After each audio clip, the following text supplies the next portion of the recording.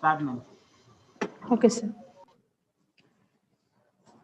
Good morning, students. Welcome back to another session. This is Vani, working as JL from TSRJC Wyra.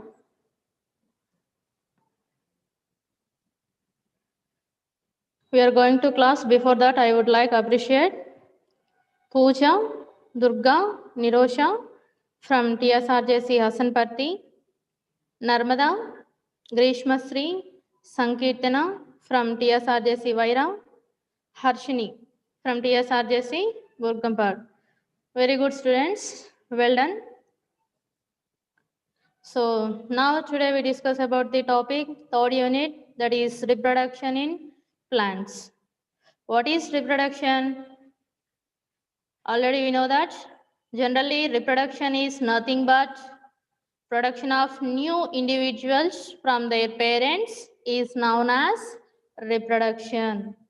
In this unit included 2 chapters, 6th chapter, that is modes of reproduction. Already we have learned in last class.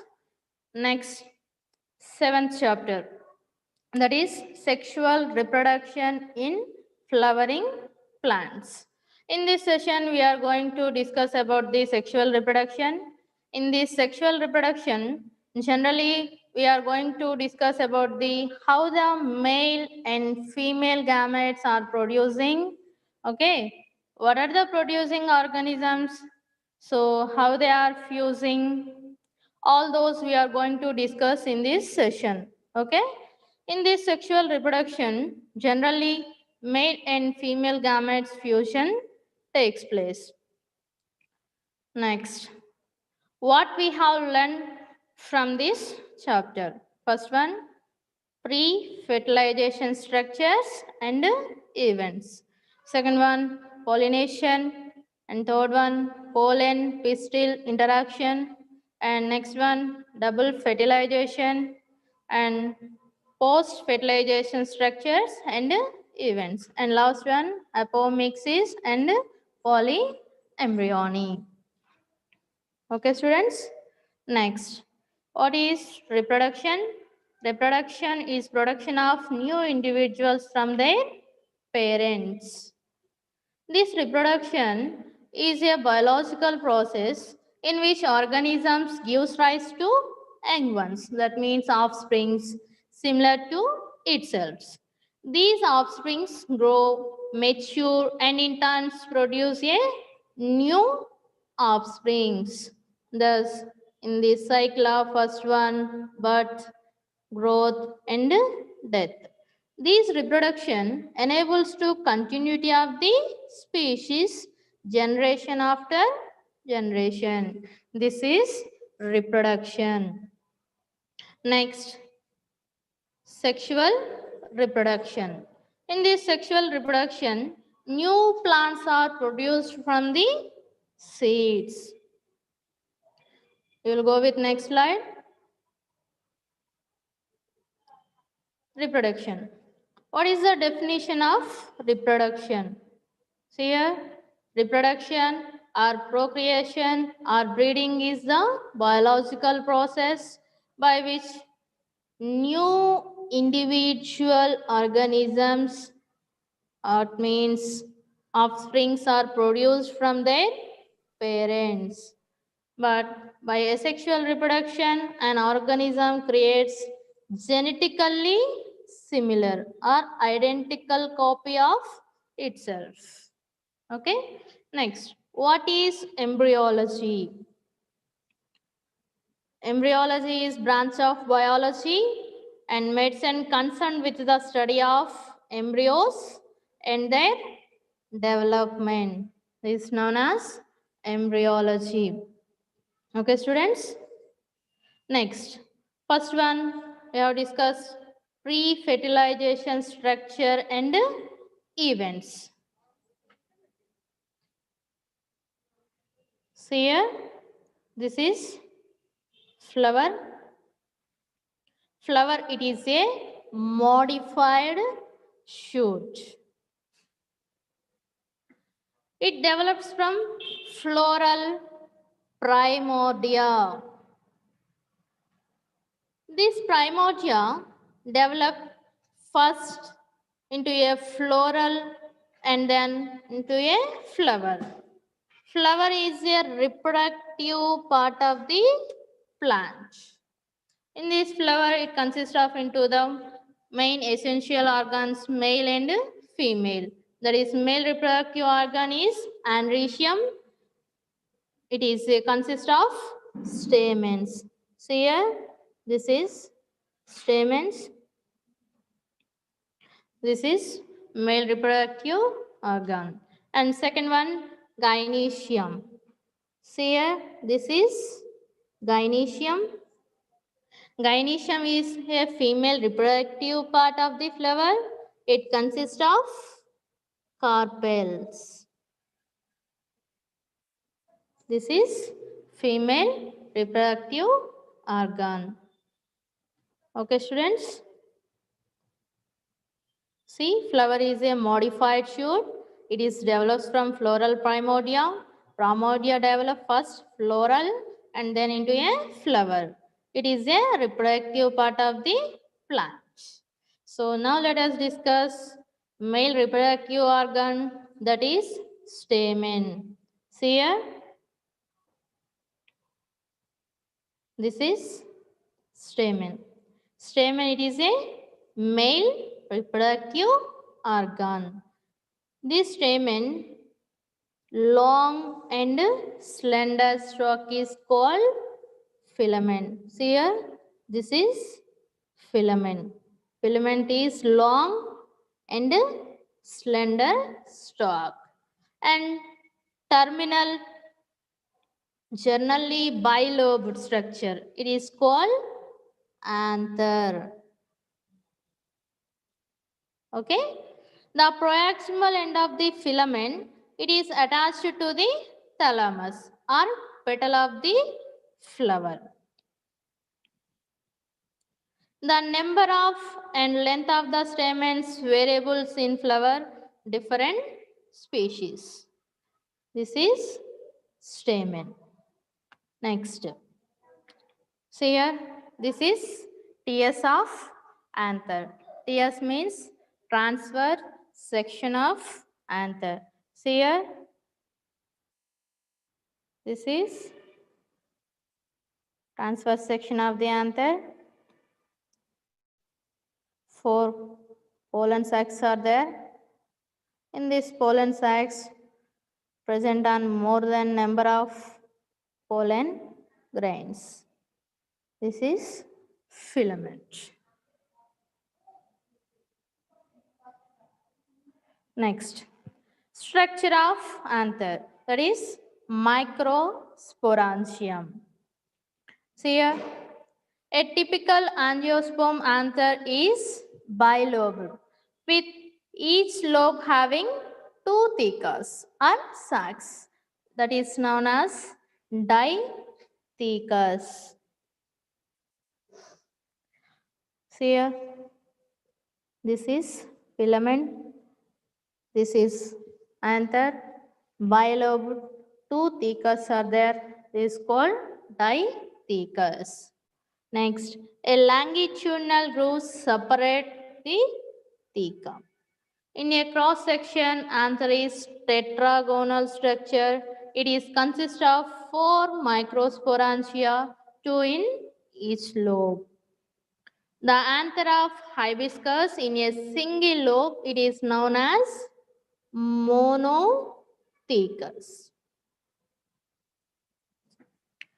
Okay. Next, the microsporangia develop further become a pollen sacs. Totally bilobed. Each lobe has 2 chambers. So bilobed, 4 chambers are there. Next, see here, this is structure of anther microsporangium. This is diagrammatic view. And see here, this is electron microscopic view. See here, this is mature anther. These are pollen sacs, is pollen grains. In transverse section, a typical microsporangium is circular in outline, is surrounded by 4 wall layers. These are epidermis, first one, second one endothecium, third one middle layer, and fourth one tapetum.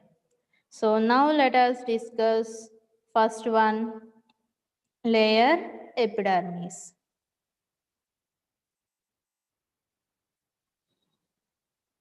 See here, this is transverse section of the typical microsporangium. It is circular outline surrounded by the 4 wall layers. First one, epidermis. These epidermis is one-celled thick. These cells present between the pollen sacs and thin walled, and this region is called stomium. See here, this is called stomium, which is useful for descent of pollen sacs. And second one layer, endothecium. See here, second one layer, endothecium. It is a present below the epidermis and expand rapidly with fibrous thickening. At maturity of these cells, loss of water and contact and helps in descent of pollen sacs. Okay. Next one layer, middle layers or wall layers. These wall layers beneath the endothecium, these are in thin walled cells arranged in 1 to 5 layers. See here, middle layers arranged in 1 to 5 layers, which is also helps in descent of anther. And last one, fourth, that is tapetum. This is innermost wall layer is tapetum. The cells are large in size with thin cell wall, abundant of the cytoplasm and have more than one nuclei. This tapetum is nutritive tissue which nourishment development of pollen grains. This is tapetum. Next, the center of the microsporangium, it consists of sporogenous tissue, which is undergoes meiotic division to form the microspore tetrads. This process is known as microsporogenesis. What is that? Microsporogenesis. Already I told that what is meiosis or mitosis. In this meiotic division to form the 4 microspore tetrads. These are 4 layers. First 3 layers with help of function is in protection of the tapetum and in descent of pollen sacs. First one epidermis, second one endothecium, third one wall layers, and fourth one tapetum.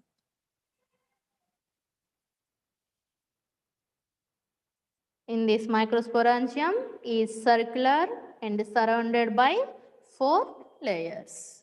Okay, students, are you understand? These are 4 layers. Next, structure of anther. When the anther is young group of compactly arranged in homogeneous cells, these are called sporogenous tissue. It is occupies center of each microsporangium. Now let us discuss microsporangium. What is microsporangium? See, the process of formation microspores from a pollen mother cells to the meiosis is called microsporogenesis. genesis. So meiosis division is occurred. What is meiosis? Meiosis is a process where a single cell divides twice to produce four cells containing half of original amount of genetic material. That is microsporogenesis. The cells of sporogenous tissue undergoes meiosis to form the microspore tetrads arranged in clusters of four cells. Okay, next. As each cell of sporogenous tissue has potential from the tetrad, so each cell has microspore mother cell or pollen mother cell. These microspores from a pollen mother cells through the meiosis is called microsporogenesis. On maturation, dehydration of anther, the spores dissociate develop into the pollen grains. These pollen grains release with the descent of anther. In this, inside each microsporangium, several thousands of microspores or pollen grains are formed. This released with the descent of anther. Next, we will go with next slide. So now let us discuss pollen grains. Each microsporangium, they are released several thousands of microspores or pollen grains. So in these pollen grains represents the male gametophyte. See here.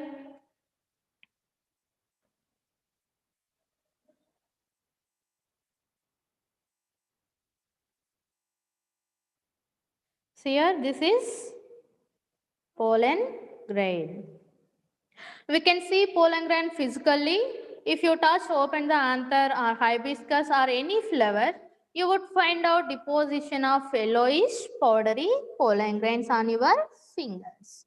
In these pollen grains, it has into the different sizes, shapes, colors, designs are seen the pollen grains from different species. See here, this is pollen grain. Pollen grain generally in spherical shape. It is measuring about 20 to 50 micrometers in diameter. It has two prominent two-layer walls.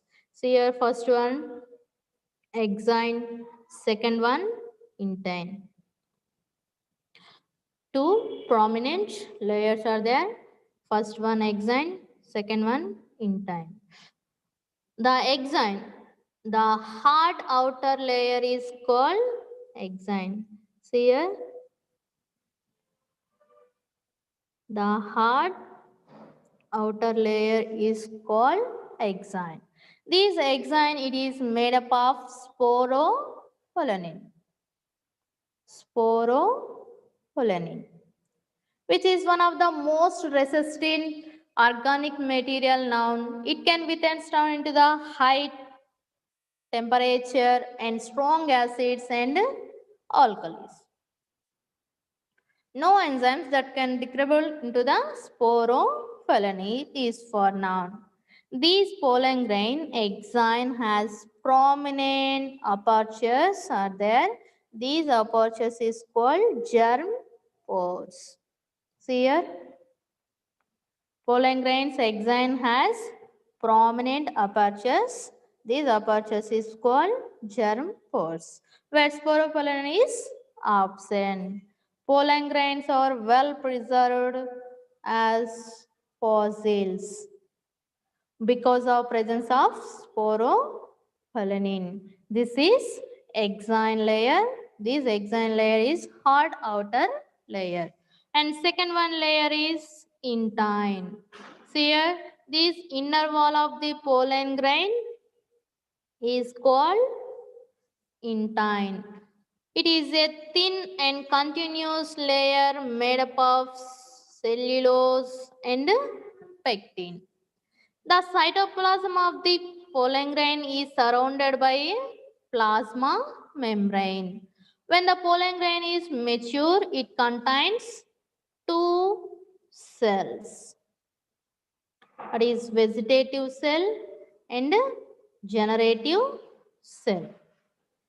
The vegetative cell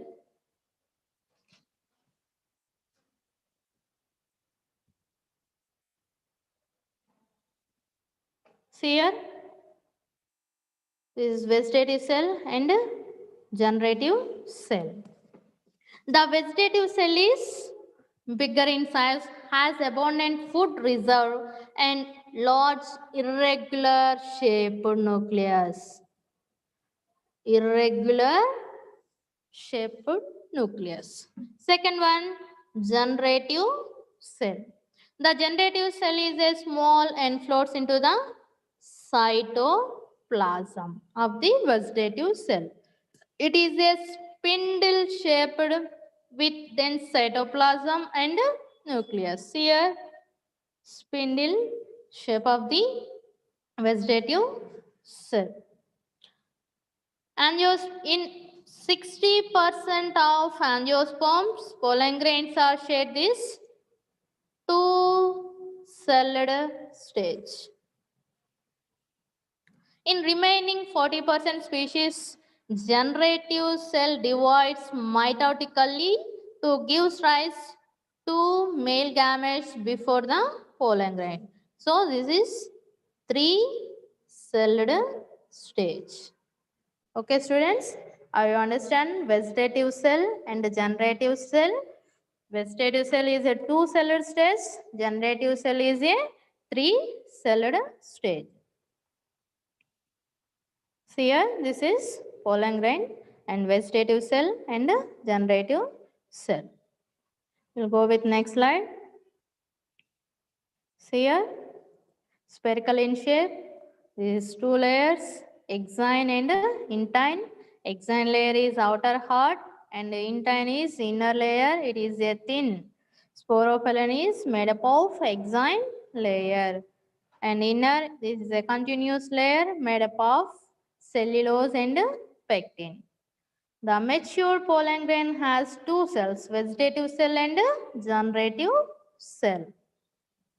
Okay, see here. Next, what are the pollen products? How to help of these pollen grains in other organisms? These pollen grains, some of the useful are there and some of the harmful are there. So first one, useful pollen products. In these pollen grains, see here, this is pollen products. The pollen grains are rich in nutrients. It has become a fashion in recent years to use pollen tablets as food supplements. In Western countries, a large number of products to form the tablets and syrups are available in the market. Pollen consumption has been claimed increase the performance of athletes and race horses. Okay, these are pollen products. When once of their shades, pollen grains have learned to stigma before their loss of viability in have bring about fertilization. In these pollen grains, it is possible to store pollen grains in large number of species for years in liquid nitrogen, that is minus 190 degrees centigrade. Such as storage the pollen can be used pollen banks. It's similar to seed banks. These are pollen products. What is the harmful of pollen grains? Do you know? Pollen grains causes respiratory diseases. So some of the diseases are caused by the pollen grains. So first one, severe allergies and bronchial affections and respiratory disorders, chronic and asthma and bronchitis. So more than diseases are caused in pollen grains. Next, we will go with next slide. So this is megasporangium. See here.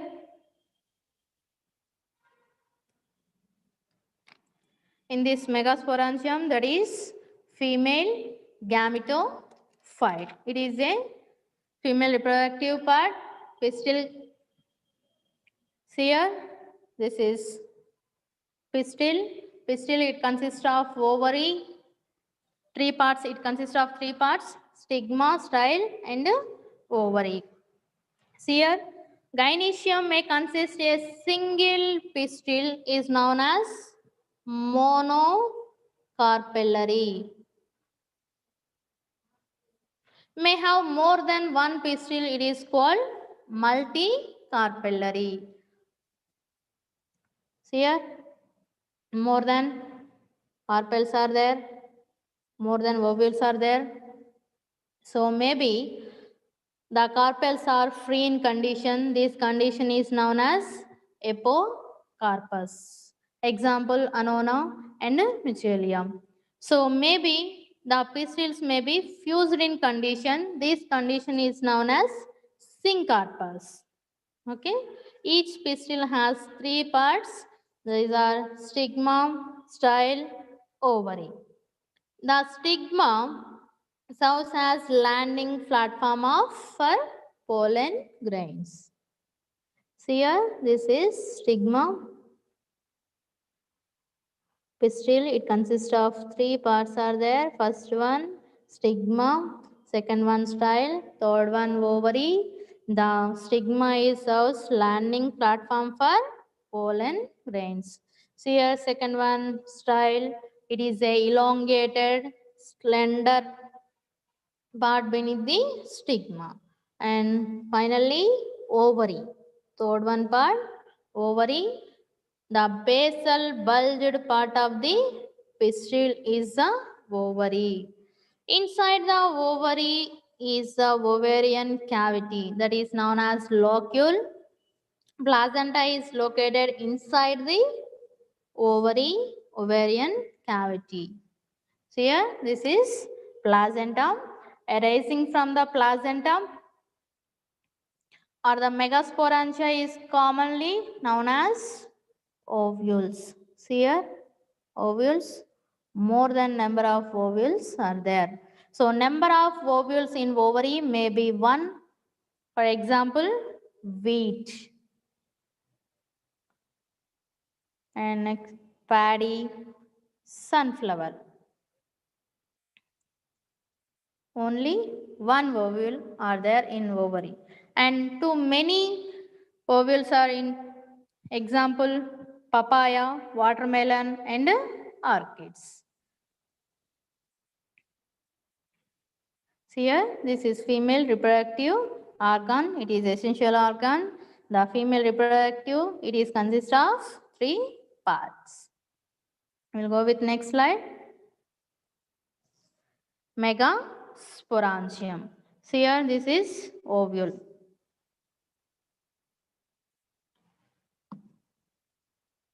See here, this is megasporangium ovule. The ovule is a small structure attached to the placenta by main stalk. See here, is called funiculus. The body of the ovules fused with funicule in the region is called helium. Thus, helium represents the junction between the ovule and funicule. Each ovule has one or two protective envelopes is called integuments. See here, this is outer integument, this is inner integuments. Some of the female reproductive parts ovule, more than integuments are there. These are protective envelopes. These integuments entire ovule except the tip when the small opening is called micropyle. See here, this is micropyle opening. This micropyle is organized. Opposite the micropyle end is chalazal. It is representing basal part of the ovule. This is chalazal region. This is micropylar region. Enclosed within the integuments is a mass of cell is called nucellus. The cells of nucellus have abundant reserved food materials. Okay, this is megasporangium ovule. It is micropylar region are there and chalazal region are there, and it is product of into the integuments and nucellus.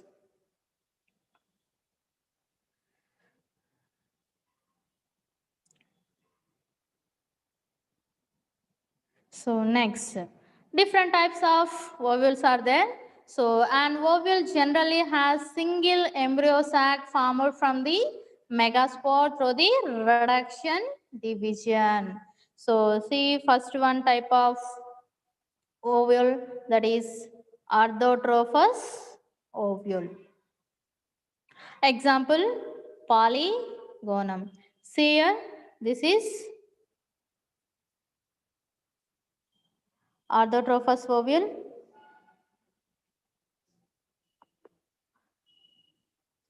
The micropylar region and chalazal region and funiculus are same vertical line. This right ovule is known as orthotrophous ovule. See here, this is micropylar region, this is chalazal region, this is funicular. These are three in arranged same vertical line. This is orthotrophous ovule. Example, polygonum.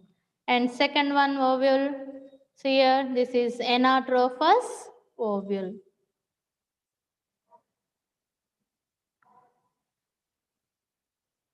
See here, anatrophous ovule. The ovules of inverted the micropylar lies close to funiculus. This is funiculus. This is micropylar region. This is chalazal region. It is inverted. Micropylar lies close to funiculus as a result of 180 degrees curvature along the side of funiculus.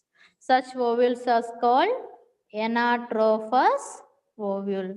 Example, anatrophous ovule, sunflower. Okay, students, this is anatrophous ovule. We'll go with next slide. So see here, this is third one, Camphylotrophous ovule. See here, this is Camphylotrophous ovule. Example, bean family, Fabaceous family. This body of the ovule is placed right angles to the funiculus. Body of the ovules bends in such way of micropyles comes towards the funiculus. And the embryo sac is slightly curved. See here, this is embryo sac. Embryo sac is slightly curved. These ovules are called Camphylotrophous ovule. Some ovules are there, not need. That is amphitrophous ovule, sarcinotrophous ovule, and hemianatrophous ovule. Totally 6 types of ovules are there. First one orthotrophous, second one anatrophous, and third one camphylotrophous, and fourth one amphitrophous, and fifth one sarcinotrophous, and sixth one hemianatrophous. These are types. So now let us discuss megasporogenesis and development of female gametophyte.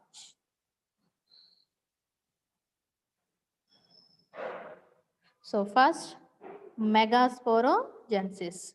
The process of formation megaspores from the megaspore mother cell is called megasporogenesis. oogenesis.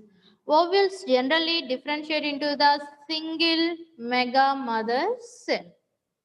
Micropylar region ovules generally differentiate single mother cell. It is a micropylar region of the nucellus. In large cells containing dense cytoplasm and prominent nucleus, these microspore mother cells undergoes meiotic divisions occur. So next, female gametophyte. See here, it undergoes meiosis process forming a 4 haploid cells is called microspore tetrads. 3 microspores degenerate, only 1 megaspores become a functional. So in meiosis undergoes reduction division, it is formed of into the 4 haploid spores. One is functional megaspore, remaining 3 is degenerate.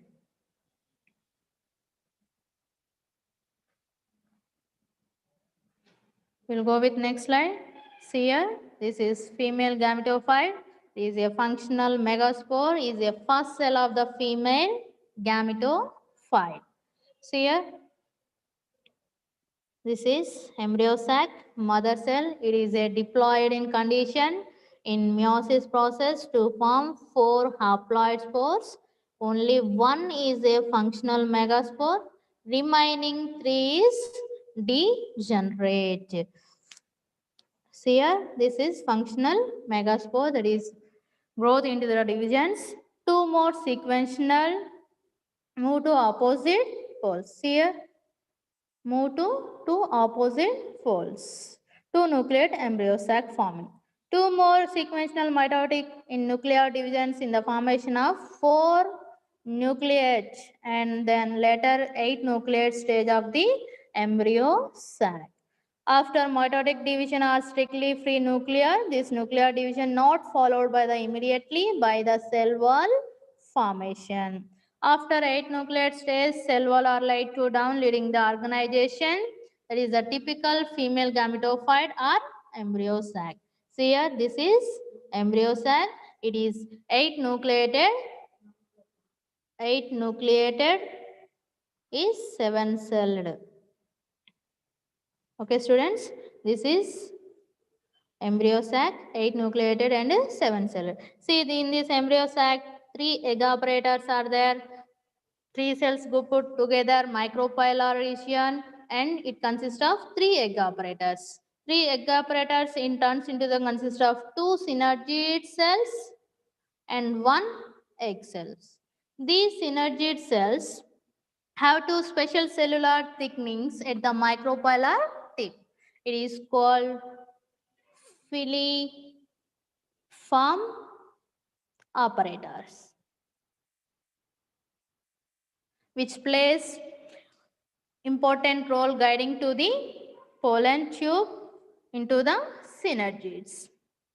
3 cells are chalazial and these are called antipodal cells. And large central cell, as mentioned earlier, in have 2 polar nuclei. Thus, a typical angiosperm embryo sac at maturity to the 8 nucleated is 7 celled stage. This is embryo sac. Okay, see students, what is the function of funiculus? Stalk of the ovule attached to the ovule to the placenta. Nucellus. What is the function of nucellus? One of these cells develop megaspore mother cell.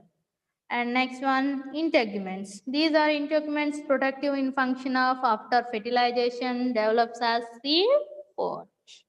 Next, micropyle. These micropyle allow to the entry of pollen tube. And chalazial region, these integuments arise from of the point. Next, helium. Attached to the funicule to the chalaza. What is the synergid function? Supply moisture to the tip of the pollen tube and also helps to burst off open. Next, Function of antipodals. It is a nutritive and later on degenerate. And egg cell function is fused with male gamete to form the zygote. And next one, secondary nucleus in the function of fuse with male gamete to form the triploid primary endosperm nucleus. Okay, students, these are the functions of micropyle region and cholazal region, egg cells, synergid cells, and antipodal cells. So, embryo sac is haploid. This is a seven-celled, eight-nucleated stage. Okay, students, I hope that all are understand this sexual reproduction in flowering plants. So, today assignment. First one question, right, with a neat label diagram, describe the parts of mature angiosperm embryo sac. Mention the role of synergids. What is the function of synergids? These synergids have special cellular thickenings at the micropylar tip. It is called filiform apparatus. These synergids, it is guiding to the pollen tube entry. Next, second one question. Draw the diagram of microsporangium and label it wall layers. Write briefly about the wall layers. So what are the layers? Four layers are there. First one epidermis, second one endothecium, third one wall layers or middle layers, and fourth one tapetum. First three, it is function of the in the protective of the in the cell, and fourth one it is a nutritive. Next, third question. Write briefly about the different types of ovules. Totally 6 types of ovules are there. First one, autotrophous ovule. Second one, anatrophous ovule. Third one, comphylotrophous ovule. And fourth one, amphitrophous ovule. Fifth one, sursinotrophous ovule. And sixth one, hemianatrophous ovule. But we will write only any 3 types of ovules: anatrophous, orthotrophous, and comphylotrophous with diagrams also. Okay, students, thank you.